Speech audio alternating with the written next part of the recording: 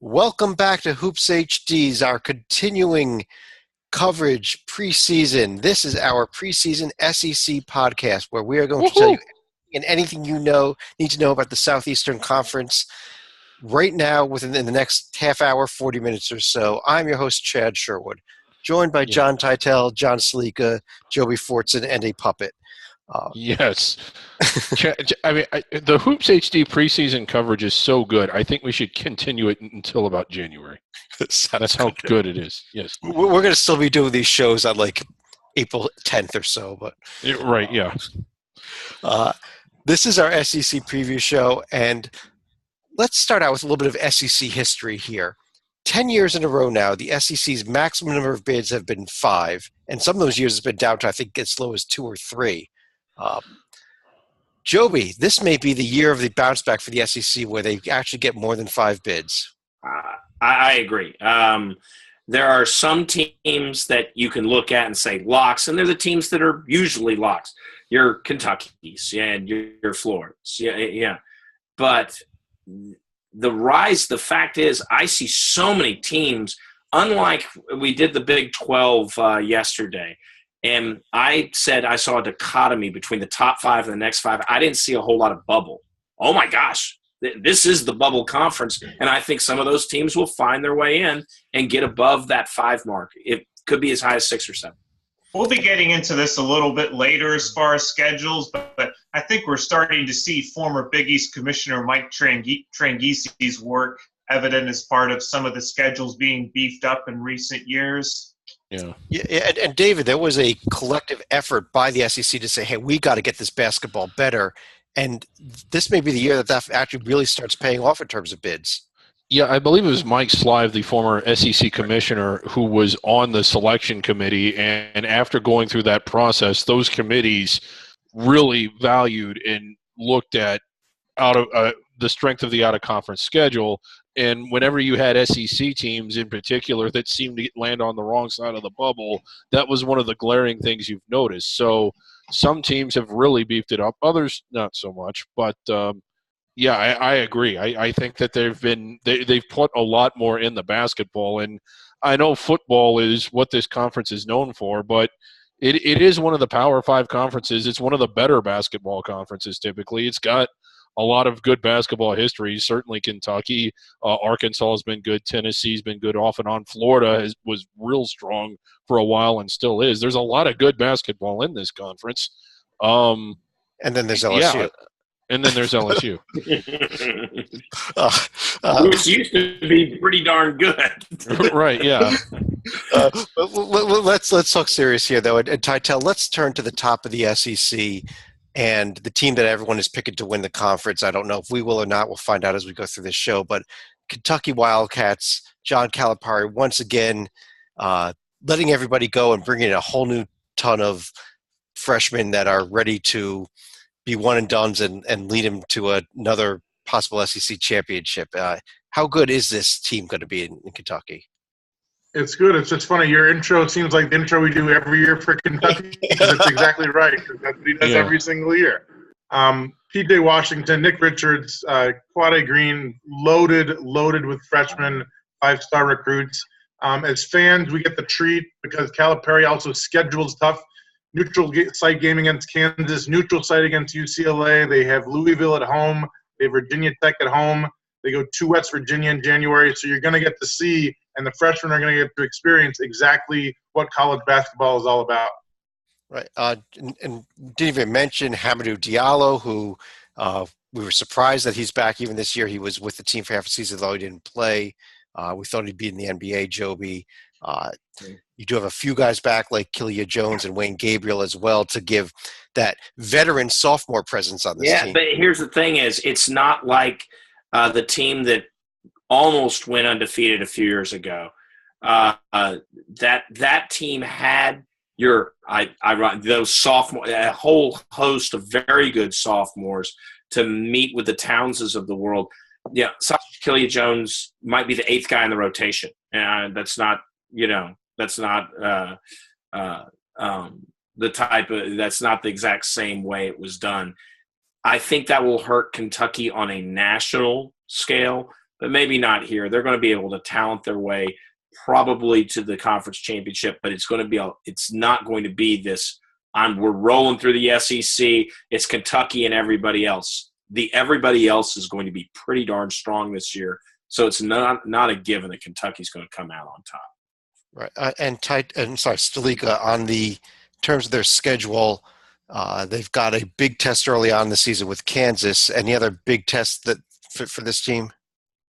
Oh, I think you heard Titel mention all of their major exams, but there's also a game against Monmouth at Barclays, which is not going to be the easiest one, but most of it's going to be home games. I'll tell you I got one, and it's very early. David, go ahead. Chad, I think we're talking about the same one. Go ahead. I think we are. Well, there's two. I don't think it's the Monmouth game because I think Monmouth is going to be down this year. I would point out the Harvard game briefly, but on November 12th, the second game of the season, coming up on the first Sunday of the season. David, go ahead. This is a fascinating home game between a very young Kentucky team and a very veteran team. Yeah, a very veteran experienced Vermont team, and not just experienced, but good experience. This is a team that ran the table in the America East last year. Now, again, before Kentucky fans start, going crazy, no, they're not playing against the caliber of team that Kentucky normally does, but still to win them all. And the way that they did, and they were right in there against Purdue for much of that game in the NCAA tournament. When you typically look at how good teams are going to be, you look at what they did a year ago and what they have coming back. Well, a year ago, they won 19 straight. I think it may have even been more than that, and then took Purdue to the wall, and they have everybody back. Like, under any other circumstance, that is a team that's going to be on the radar. I'm not going to say that they beat Kentucky. I'm not going to predict that, but it would not shock me if they did, simply because as early as the game is and as experienced as Vermont is, they might make Kentucky sweat, and they might even beat them. But there's also games like East Tennessee State, Fort Wayne, Illinois, Chicago. I mean, it's not Joby's favorite band, Poison, that you'll be on their schedule. Right. Well, I just want to note that Vermont game, I think it's already been recognized as a potential game there. It's going to be on ESPN, the mothership station there on that Sunday afternoon, going up against NFL football nonetheless. But in terms of this Kentucky team, I just want to make my comment on it. This is probably one of the most fascinating John Calipari Kentucky teams I've seen, just because it is so young. It's younger, as Joby mentioned, than really any other team that I've seen from Kentucky. And just got to hope that it doesn't end up being the team that doesn't make the NCAA tournament and ends up losing to Robert Morris in the NIT. But I don't think that's going to happen to them. Well, that team was ranked third starting the year. I mean, I'm not saying that's going to happen to this team, but don't be surprised if they struggle. I mean, when you're that young and you're playing that many heavyweights out of conference, you might drop a few of them. Titel, let me turn to you on another team here that is getting a lot of attention, a lot of hype heading into the season. That's this Texas A&M team. I know you have some thoughts on them. Several. So first, I'm going to focus on the roster, then the schedule. Sorry, John S. The roster, amazing. Big men galore. Tyler Davis only missed one shot in the Sweet 16 in 2016 against Oklahoma. His teammate from high school, DJ Hogue, at the small forward. Robert Williams, reigning conference defensive player of the year. And I've seen him projected as not just a first-round pick, but a lottery pick because the body is NBA ready. Don't sleep on Josh Nebo, a transfer from St. Francis, who was Conference Defensive Player of the Year at St. Francis. How good is their defense? They have 2 Conference Defensive Players of the Year. As far as the roster for Billy Kennedy, the schedule, we talked about all these teams with cupcakes and stuff. This is the exact opposite. West Virginia, neutral site, I believe Germany. Arizona and Phoenix. They call it semi-away. It's a semi-home game in my humble opinion. They have Kansas away, and they have USC in LA. Kudos to Billy Kennedy. This team is not going undefeated because they have such a hard schedule. They are going to be ready in March because of all the tough games in November, December, and January. All right, so, Stalika, we just heard Titel say that a team that had a losing record in conference last year is looks like a lock.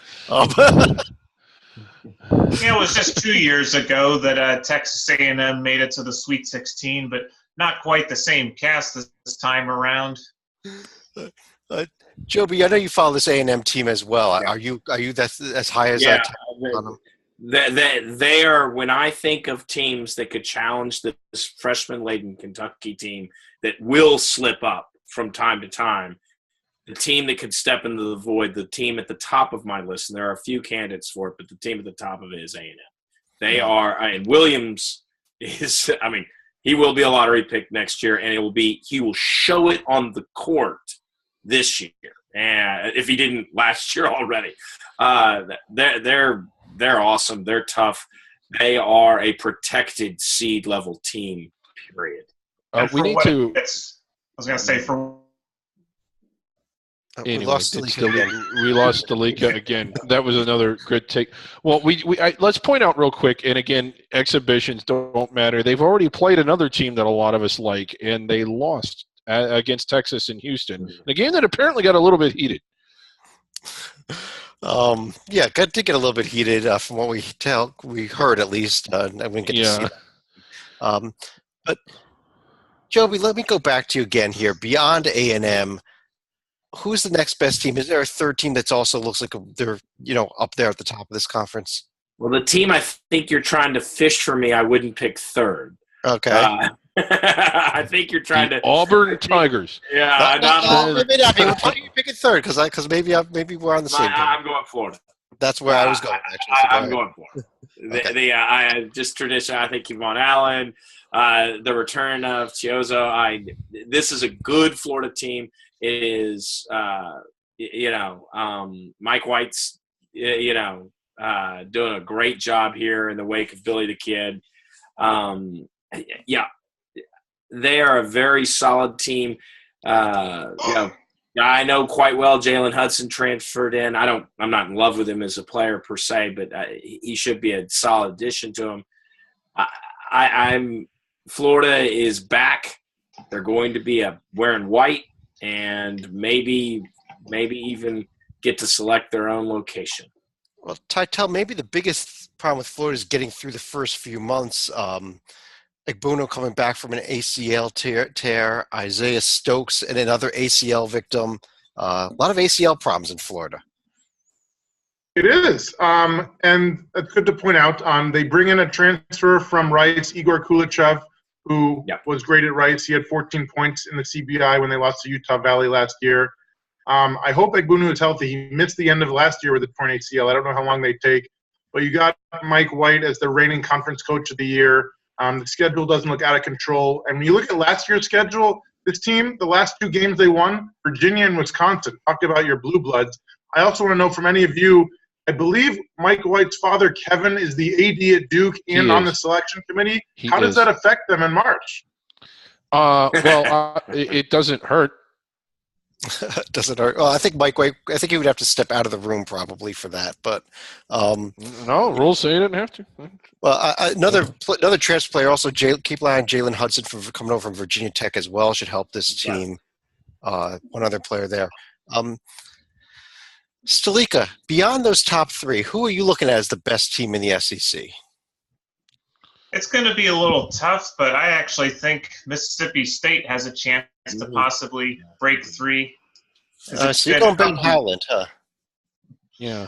It's been a couple years. They lost an exhibition that I would rather not discuss. Well, you have to be impressed with how they played in that game, losing by 4 to Nebraska. I mean, that is, that's you got to start looking out for this Mississippi State team.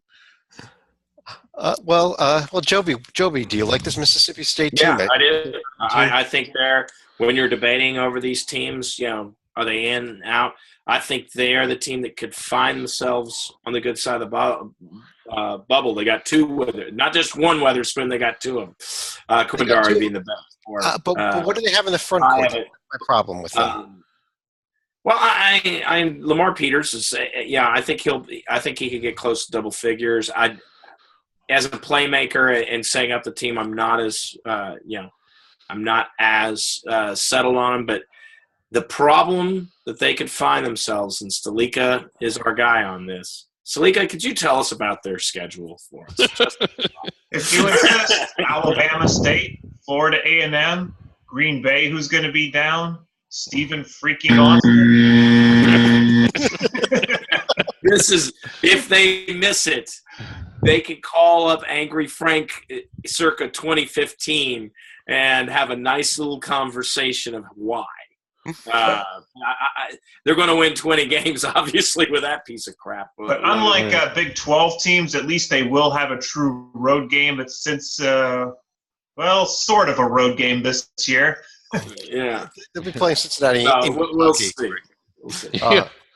But Titel, the one team we haven't mentioned, a lot of teams we haven't mentioned yet, but one team that's been getting a lot of preseason press has been the Missouri Tigers with some guy named Porter. Two guys named Porter, in fact. Is this team an NCAA tournament team, and what do you think about the Porters? I don't think they're going to make it. I mean, he might be the next LeBron James, in which case they might, although we've seen time and again all these great players like Kevin Durant. It's not like all these guys get to the Final Four. Michael Beasley, a bunch of great college players who don't do anything. But you mentioned two Porters. It's a whole lot more than that. Try to keep up with me because this is going to be a while. Father Michael Sr., assistant coach. Older sisters Bree and Sierra play for the women's team and are coached by their aunt Robin. Michael Jr., the possibly national freshman of the year, and his younger brother Jonte reclassified from 2018 to this year to join Michael as a freshman. All we're missing is Otto Porter to have some eligibility and Cole Porter to do the national anthem. It's ridiculous how many Porters there are in Missouri. Well, David, my problem with Missouri, people seem to be on this Missouri bandwagon just because Porter is there. They're bringing Kwanzaa Martin as their head coach. Kwanzaa Martin had some pretty darn good talent in Cal last year and did not make the tournament. Why is he suddenly going to make the tournament with freshman talent when he couldn't do it with senior talent? I don't know. I don't think that they're quite there yet. Crap. Just give me a second. There was a story. Okay, well, I just don't think that they're quite there yet. For that reason, I think that they're going to be real good, like Titel's pointed that out, but I think they're about a year away. They're going to be much improved. But here's the thing. Mizzou was so bad last year that they could finish 500 and still fall into the category of much improved. Well, that I would agree with. They can't be worse than last year. Yeah. Now, they had something happen this offseason. I wanted to get the story up, but when I tried to Google it, like when I popped it up, one of those ads started playing, and it was driving me crazy in my invisible headset that you can't see here. A man, an athletic department employee, was fired from Missouri this summer. This is one of my favorite stories of all time, for driving his car through the arena and onto the floor. Are you all aware of this story? Yes, go ahead. It was. We need to get this person on the show. We need to find out who he was, and that is something that is my goal for this year. But I guess a rogue employee went out drinking and tried to drink as much as me and decided to get into his car, bust through a gate, somehow drive it into the arena onto the concourse, and was driving it around the basketball court and caused like $100,000 worth of damages. For some reason, he was then dismissed from his duties and was no longer employed by the university. That is a classic David Griggs type of move. So, David, we'll definitely try to get him on the show for you. Yes, I would love to. Joby, let's go where you were going to go earlier and talk a little bit about the Crimson Tide. Mm-hmm.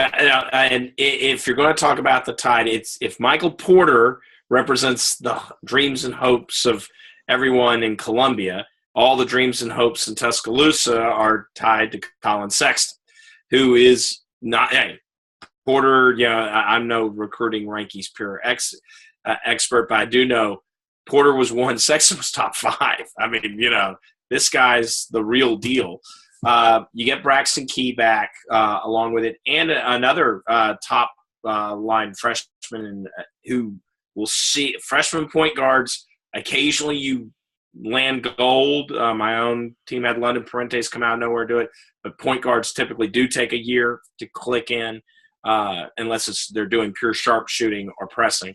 But this team, unfortunately, if Sexton leaves in a year, It could be a one shot. I don't know if they'll take advantage fully of their one shot, but Braxton Key gives them a little bit more senior laden component to lay on. And I do like Avery Johnson as a coach. I think Avery Johnson's a very good bench coach. He's proving he's working the AAU route very effectively in recruiting. And so, Alabama should feel very pleased with the Avery Johnson signing, at least right now. Will they make it? This is one of those other bubble teams that we talk about. I'm kind of on the yes category. I am too. I like this Alabama team.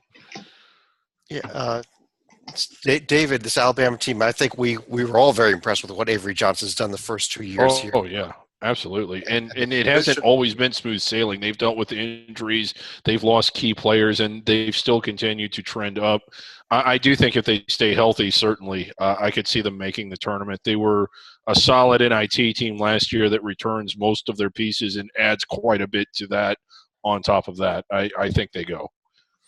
Well, another interesting offseason story, Alabama conducted an internal investigation, found nothing wrong, and fired one of the members of the basketball staff. Actually, and it was, you could say not found anything. It was very clear that this man who was fired was trying to work with an agent to get Mr. Sexton to sign with said agent in advance. They were probably pretty smart to kick the guy out before any true violations occurred. So I'll give him credit on that one. Well, since we're talking about this type of stuff going on off the court, let's talk about the other team that had a little bit of an off-court problem, and that's Pearl's Auburn Tigers. And yet another team that, some type of FBI investigation, Chuck Person arrested, John T., I know you don't know much about this FBI thing, but what do you think about the Auburn Tigers this year? Man, people talk about Calipari and how, everywhere he goes, they have to vacate the Final Fours. I know Bruce Pearl's a good coach. He's won everywhere he's went. I'm getting a little sick of, a cloud following him from school to school to school to school. As far as the roster, great on the wings. They got Sean Murray coming over from Presbyterian, Mustafa Heron, who was great last year as a freshman, Angel Purifoy. But yeah, it's leaving a sour taste in my mouth, and Chuck Person is still on my interview to-do list. I think it's going to be a while. So yeah, I guess you don't think they're an NCAA tournament team this year, then? They're not. Okay, David, do you think they are? No. Okay. Well, let's talk about another team that might not be an NCAA tournament team. Amazingly, we haven't spoken about them yet despite being in the Final Four last year. Stalika, Angry Frank's South Carolina Gamecocks. Do they have any shot of getting back, not to the Final Four, but to the tournament itself this year? Not when you're losing three really indispensable players, especially in the case of Sindarius Thornwell, but also Dwayne Notice and P.J. Dozier, who was part of a pretty awesome backcourt. They're still going to have Chris Silva, Kotsar, Casinas, among others in the front court, but there's going to be too much reloading for South Carolina to really make a serious run this year, especially with the rest of the SEC going up and South Carolina for 1 year at least going down. Yeah, that was amazing what they did last year, and you wonder how much, like you said, it looks like they're going to take a big step back from that and maybe even make the tournament. In fact, probably won't, but I mean, they were really good during the regular season. It was one of their best regular seasons in memory. But when they got to the tournament, it was just so surprising the way they beat Duke, the way that they did, the way they blasted through Baylor, and then getting to the Final Four and taking Gonzaga to the wall. I mean, they really were playing, despite being a 7 seed, as well as anybody in the country when the season ended. And John's right; they lose 3 huge pieces of that. And Titel, you have a comment about their schedule? Stalika, please, it's all yours. Okay, Stalika. Yep. I think if we're looking at South Carolina, they're actually going to be going on the road to open the year against Wofford, who's going to be opening up a new arena of their own. They're also going to be playing in the relocated Puerto Rico tournament this year, which will include Illinois State, either Boise State or UTEP as part of their second game. But we also have one of Titel's non-D1 specials, and that's going to be Limestone right after Christmas Day. Limestone, potential team of the people for this year. Was Linoleum busy? Was Walla Walla not available? That's still my favorite team. Tusculum was too busy playing Passner. Yeah. But I think, to be fair to South Carolina, they usually pick out some in-state folk, because I think last year it was Coker College. The thing is, in the exhibition schedules we've been talking about, they actually scheduled well. They scheduled Virginia Tech. You're good for them. I mean, it's like they just switched that with the Limestone game, seriously. But right. What are you doing?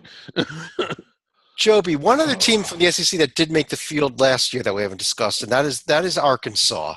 I love this team. You love this team. Okay, I was going to say actually love this team. Okay, go ahead. I think that we're not saying lock, but when we're talking about how do you get to 6 or 7 bids, I think Arkansas is part of that equation. I do indeed. I don't know how people, can easily cover Macon, Bradford, and Beard all at once. I mean, I love that perimeter play. Yes, there's a lot for Gofford to do on the inside to be, he's got to grow up quick, from the inside standpoint. But yes, these deep guard teams can have an impact, can make the tournament. You're going to see it here. I think, especially when you're talking all 3 are seniors. And so put them up against a Missouri on a given moment. Or if, I think they're going to have fun early if they play early enough in the season with Petty at Alabama, who is a pretty good team. So I actually like those seniors and the congruity that they have, as long as they get the help, like I said, from Gofford, who comes in as a freshman. This team is on the right side of the bubble as far as I'm saying. And given how they played last year in the tournament and came within, inches of beating North Carolina, who's to say they can't make noise once they're there? David, do you agree with him? I do. I like this team as well. I think they're going to continue to improve and be – I think that they're one of the teams from this conference that makes the field. I don't really have anything to add, but I absolutely agree with that. All right. Titel, the Georgia Bulldogs, I think we have an email thread that would go around, and we had a very big debate about that team. Is this Georgia team an NCAA tournament team or not? Not. This is Deontay Maidens this year. He could be the conference player of the year if it's not Porter or somebody else. This is a team that lost in the NIT last year and then lost the heart and soul in the backcourt, point guard J.J. Frazier. Mark Fox has not been able to get too far over that hump, and I don't think they can do it. Salika, are you not on the Georgia bandwagon with me? Am I the only one there? I think they have a chance to possibly sneak in, but I think this week for Georgia, I think the big question is, will they finally win the world's greatest cocktail party? Oh, wait, wrong sport. Wrong sport. Joby, you do have Hammonds coming in as a freshman, joined with Martin in the front court. That's what I really like about this Georgia team. Yeah, I know Frazier is gone, but I think you can make up for that. I think they're part of this. Look at all these bubble teams from the SEC, and they're definitely in the conversation from it. And they might find themselves on the right side. We talked about Mississippi State earlier. Well, get ahead of Mississippi State, you'll win the tiebreaker given that awful schedule the Bulldogs, the other Bulldogs, put together. And it's not that these guys, Stalika, Georgia do. Oh, for Georgia, they're actually going to take a few decent swings here. Yeah. They are going to Marquette. Georgia Tech again, obviously. Yeah. Who I think's improved. And so, Marquette, those are some, that's enough. Can you tie them in the regular season? That might propel you there. But it's like I said, there's like 4 or 5 bubble teams. It's going to be a lot of fun evaluating them in March, to be very honest. Well, I think one of the more interesting teams to also look at in the SEC, and here we are already talking about, I think, our 11th team or so in the SEC, and we're still talking about teams that can make the field, which kind of goes back to our point at the top. But the Vanderbilt NCAA tournament last year, yet Luke Cornett is gone. I personally think that is too big of a loss. I don't think you can recover from losing a guy like that. That is, almost like a once-in-a-lifetime type of player. But David, what are your thoughts on Vanderbilt this year? Do you think they can get back in the field? They can, but if I'm picking them now, I wouldn't have them in there. I love Bryce Drew as a coach. I think he did really well last year. And if you watch them throughout the season, they certainly improved, week to week, month to month as the season went on. And if they can do that again, then we'll see. I think when we started doing our bracket projections in January, we weren't even really looking at them. They kind of came on strong down the stretch, if I remember correctly. Yeah. But if I had to guess now, I would say no. I don't think they're going to get in, but they could. Well, I know Vanderbilt fans are going to kill me for saying this, but Titel, you really can't win games if you intentionally foul when you're leading, correct? It is. I've been trying to dig around to get the actual story, and what the closest I can get, and correct me if I'm wrong, anyone, is that Bryce Drew is telling his player, Matthew Fisher-Davis, that's your man, guard him. And Fisher-Davis is hearing, foul him, foul him. So he did, and it cost him a game, and Northwestern now has the monkey off their back. I don't know if that's the truth, but I interviewed Cornett. He's a smart guy. He was an academic All-American. This team should not be making mental mistakes like that. But do you think they're a tournament team this year then? I don't. So I like their backcourt. As Joby said, I think Arkansas has the best senior backcourt, and I think we can all agree that Kentucky has the best freshman backcourt. But Fisher-Davis, he did have 22 points in the game. He almost won it single-handedly before he lost it single-handedly. And Riley LeChance with 12 points as well in the loss to Northwestern. But they're going to need a little more. I think you're right. Cornett's going to be a huge loss, both physically and as the emotional rock on the team. So I think they'll miss out. Well, we're talking about backcourts. I think we should talk about Ole Miss as well. Yeah. Let me start. Yeah. Joby, let me start with you then. Sorry, I didn't mean to jump in. But yeah, Burnett and Davis are freaking they're freaking awesome. And they're both going to average over 15 a year, I think. Ole Miss, you know how much I love guards. My problem with Vanderbilt is that they're going to have to rely on Lee, who's not as highly touted a freshman as Petty is at Alabama, to dish the ball around. Yeah. And I don't know if they have the creativity that these two Ole Miss guards have to score, both off the dribble and pump it in from the outside. Beyond that, can Ole Miss? We talked about it with Arkansas. Goffard's going to have to show up. Likewise, Ole Miss is going to have to get some help from the inside as well. I don't know if it'll all be there, but they're going to be fun to watch. It's the best twosome they might have with those two guards, the two combined highest scoring starting guards in the country. And don't forget that Markel Crawford's coming in as a Memphis transfer to add to the two of them. So yes, and Crawford's coming in, which should definitely make it a third guard that's pretty good. But I'd still give Arkansas the edge overall with the triumvirate they have. Well, Stalika, where are you on this Ole Miss team? Ole Miss, I mean, they were down for about a year, but another team that has a chance to reload.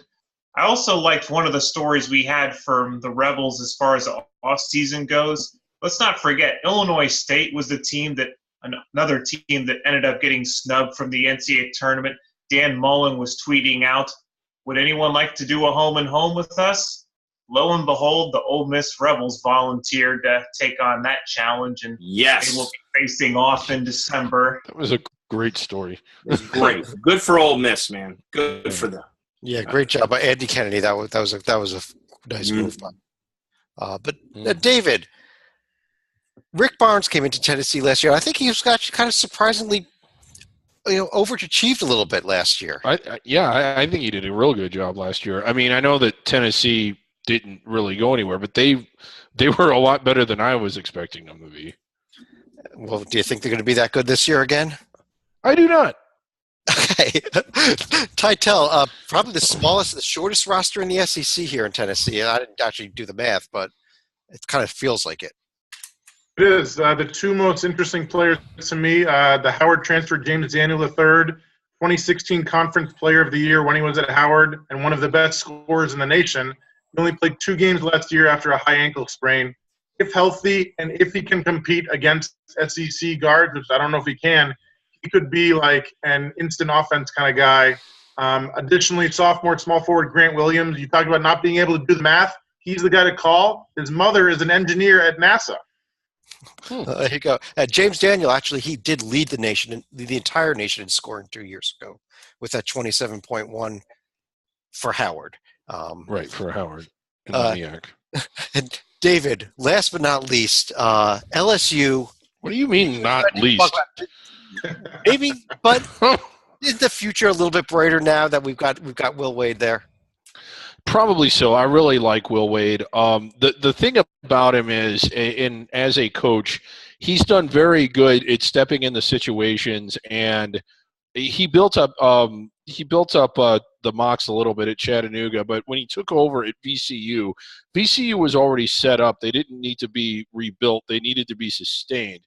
LSU needs to be rebuilt, and that's putting it nicely. Is he up for the challenge? Now, I mean, recruiting's gone well. I do think he'll get them going, but I don't think it happens right away. It is an upgrade in coaching. But then again, I would have been an upgrade. Joby, do you think he's got a good future there, or do you think he's the right guy to rebuild this program? Yeah, I don't know where LSU gets their wins this year. You know, they don't. They get losing. You got North Texas transfer Jeremy Combs is going to be their best player. He was a double-double at North Texas a couple of years ago, but that's not much. And I do like Tremont Waters from the freshman side. I've followed his recruiting, and he's going to be a solid add for them. But no, this team's a mess. I don't see where they get their wins, and like I said, there's a 2-16 or whatever it would be, would that all of a sudden that lead to another 2-16, another, just because there's no place with everybody else in the SEC becoming, I mean, every team we've listed except maybe Tennessee before this, we've said, oh, bubble team, or could they get in? And all that's 12 out of 14 teams. LSU's not getting their wins. They're not getting wins anywhere. Why take that job? They're TCU from a few years ago that we referenced. Yeah. Everybody's getting their win when they go to Baton Rouge. Mm-hmm. Titel, do you have a conference player of the year for the SEC? I do, but you're not going to like it. I'm going to go with Yante Maton. It could easily be Porter because he might be the best player in the nation. But I think that Missouri is going to be bad, not that Georgia is going to be great. And even though Kentucky is going to have more talent and Texas A&M will have more talent, I think it will be spreaded wealth so that there's not going to be one guy who averages a double-double. I think Yante Maton can average a double-double. I don't think they're making the tournament, but I'll go with him from Georgia. I do think they're making the tournament, but Joby, do you agree with him? I think it'll be Porter. Georgia's not making the tournament. I'm not saying he'll live up completely to the hype, but he's going to be pumping it in. He is going to be relied on. It goes to what John T. was just saying. He is going to be the focal point. Missouri will improve greatly from that 2-16 record, even if they don't make the tournament. Wasn't Ben Simmons Conference Player of the Year his year, even though LSU didn't make the tournament? I think he was. Probably. And I think you'll see something. And I think Porter's better for the team and will be on a better team than Simmons was. Or at least, Simmons' team, Quarterman. I don't know why Quarterman. There was some talent on that LSU team. They were awful, but there was some talent. They were awful. Yeah. They were so poorly coached. And not that Martin's a genius, but Quanzo Martin is a much better coach. So, but I think Porter. Long story short, Porter. Well, Stalika, let's run through each of you. Let's start with you here. Who is your conference champion, and how many teams are making the field? I'm going to say Kentucky is the champion, but I'm only going to have 3 locks as far as Kentucky, Florida, and Texas A&M. But I'll also take 2 out of 3 from the group of Mississippi State, Alabama, and Vanderbilt. So you don't think Arkansas is making the field? Not this year. I like Okay, Arkansas. Joby, let me go to you next. I was gonna go to Titel, but I need a response to that. You've heard me say bubble team, bubble team, bubble team. Any team that gets a 500 record or above in the SEC is going to make it, unless everybody's at 500 and then some will fall off. That means to me 6 or 7 teams make it this year. I'll go with the 3, obviously, that John said. I think Alabama gets in. I think Arkansas gets in. I will go with Georgia, and Wow. I'll go with Mississippi, but barely over Mississippi State. You're just going to look at the end of the year of the conference schedules. I know it's an unbalanced schedule. I don't care. The conference is so deep, it means less because you're always playing a good team unless you're going to Baton Rouge. And wherever you finish in the conference standings is going to be how they draw the line on the bubble. I think it'll be a simple exercise by the committee, and it'll be about 6 or 7. Titel. Joby And said- A&M's your champ. A&M is your champ. Oh, Sorry. Buried the Ooh. lead. Buried the lead. you did. I The want lead- people in Lexington to email me nasty things. If the sub lead is that they're getting 7 teams in, I'm taking the under because I think that's a bit high. Kentucky, Florida, A&M for sure. Alabama is a near lock. They'll get in one more for 5. I think 7's pushing it though. so who would your 5th be? The Arkansas argument is a good argument, and nobody else is jumping. I mean, I really am interested to see if Porter is like the next LeBron James, and if the other Porter is the next brother of LeBron James. Like, this could be a fun team to watch. Yeah, but Porter may win as many college games as LeBron James did. But Whoa. do you have Kentucky winning it, Titel? I do for Okay. like Kansas. I think the 50th year in a row or whatever. But I am going to go with Kentucky to win this conference as well. I do think A&M and Florida are locks. I'm going with 6 teams. Alabama, Arkansas, and Georgia are my other 3. I like Mississippi State better after we did this podcast tonight than I did when I wrote up my previews of the conference, but I still don't think they're a tournament team. David, though, your final thoughts and your picks here. Okay, I really like this Texas A&M team, and I'm tempted to pick them to win it all just because Kentucky is so young. But I do think that when Kentucky gets into conference play after Christmas break, they're really going to start to hit their stride. So they're my pick to win it. In addition to those 2, I like Florida. I think that they're pretty much a lock. I really like Alabama and Arkansas, and I think maybe one more gets in as a 6, but I can't really say who because a case could be made for a lot of them. But I'm only going to go with 6, which is still an improvement. It's the most they've had in, what was it, 5 years? 10 years? 10, it's been 10 years since I had 6 teams. 10 years. Okay, yeah. I think they get 6.